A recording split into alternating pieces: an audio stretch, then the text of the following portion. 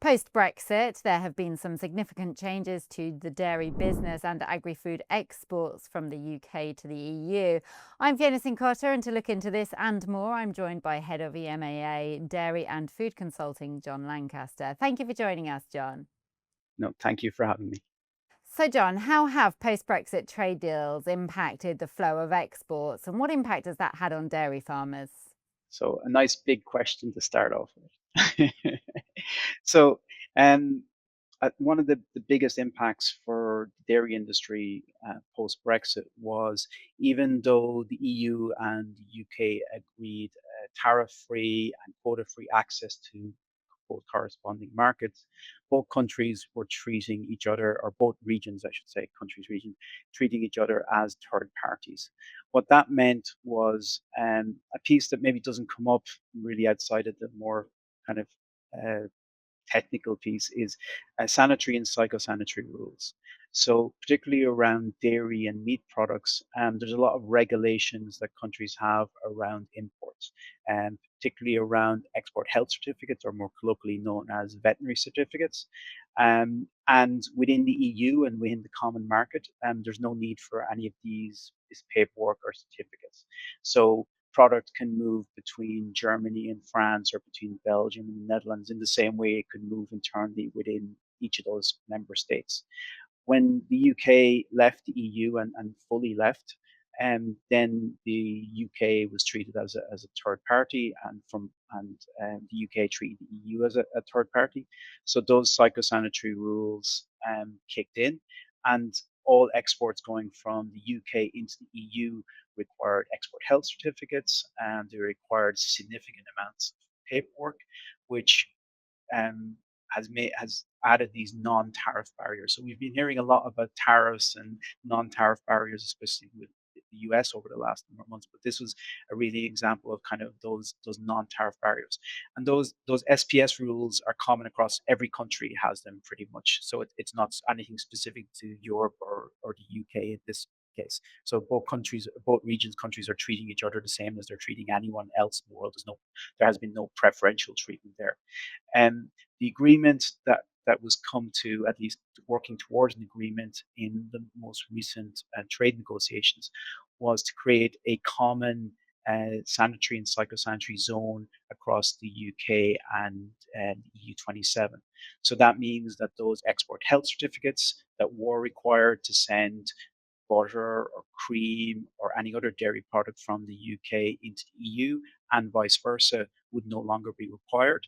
And with the way the current rules are set up, every single load that goes from the UK to EU has to have paperwork checked, and that can be many, many, many pages of paperwork, and especially with short shelf life products. So cream and those types of products that might only have a couple of days of shelf life. And if you make a mistake in one of those pieces of paperwork, you could have a lorry that's sitting at a checkpoint, maybe for a day or two to get that sorted, and the product spoils. So that's been a real hindrance to exports, particularly of fresh products from the UK into Europe. And then for kind of small medium enterprises, the extra overhead of getting those veterinary certificates, of doing all that paperwork, etc., has made the European market very unattractive. So a lot of those types of companies had stopped selling into Europe.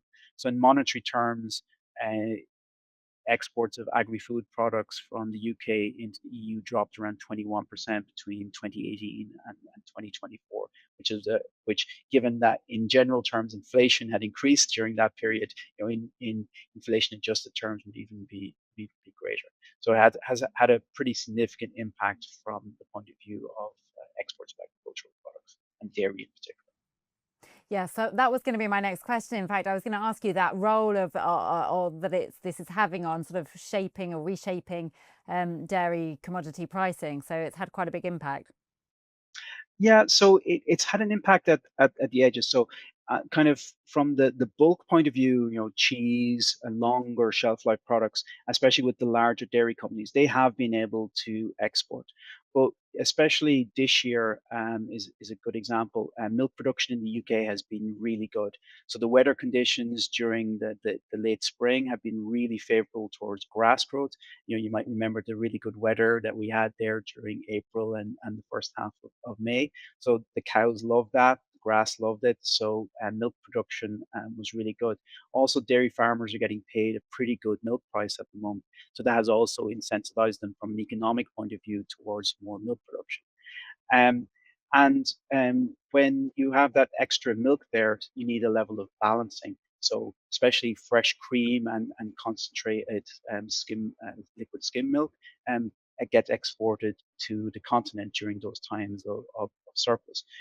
When you have situations with the psychosanitary rules where you need to have all those health certificates, etc., and that potentially reduces the amount of volume that can flow to the continent.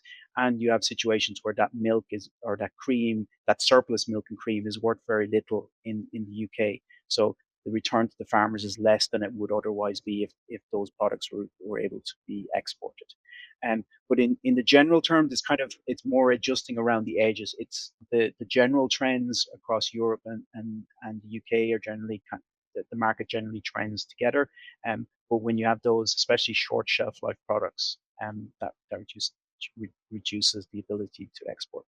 And I suppose, especially with those extra costs as well, the return that could be going to the dairy farmers from selling that, high value cheddar or cream, etc., onto the continent, that obviously those costs have to be taken off the top before that can turn into a milk price return to those farmers as well.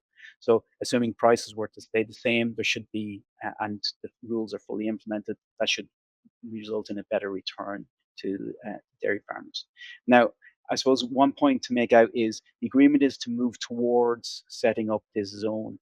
And there's been no full agreement on it. The expectation is it might take until 2027, until the start of 2027 before this comes into place. So this is definitely more of a medium term piece than something that's having any direct impact on the market from day to day right now.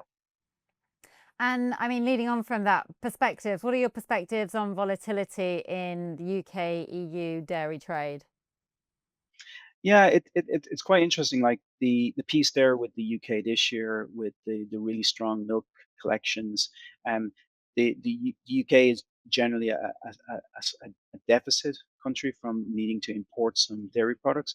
And traditionally, Ireland was one of the biggest countries that would be exporting to the UK. But with the extra milk there this year, that reduces some of those needs for imports. And then there's different exports that can happen on the back of that as well onto the global market and also into the European market. So and you get the same in Europe. You have differences in milk production. You've got animal diseases and things like that can kind of affect those things. So by having easier access from both markets, they can balance each other out. When there's a bit of a surplus in one, you can shift product easily to the other, and vice versa. And the lower the friction there, the less chance of prices moving out of whack in either regions. They help balance each other out.